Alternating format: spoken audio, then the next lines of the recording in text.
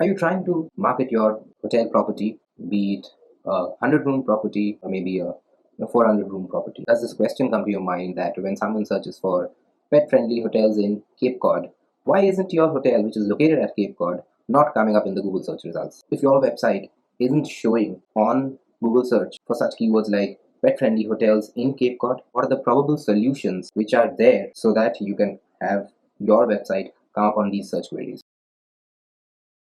If we look at this term that we entered in Google search, pet friendly hotels in Cape Cod, what do we see as the results which come up?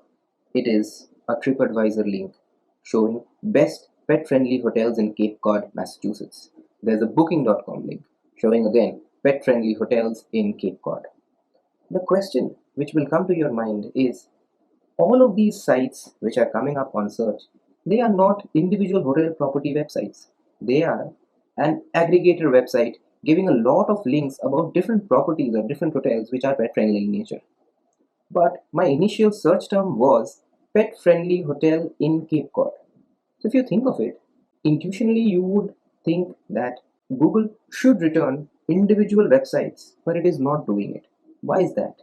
To understand that answer and try and find out how Google uses various metrics to give a search result. I'll give you few example metrics which Google uses to give a search result.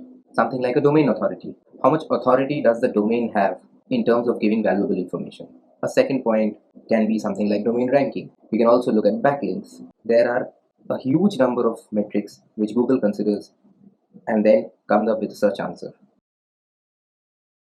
Number one is search engine marketing. That's a ad-based solution. This is going to give you very quick results, but this is going to cost you.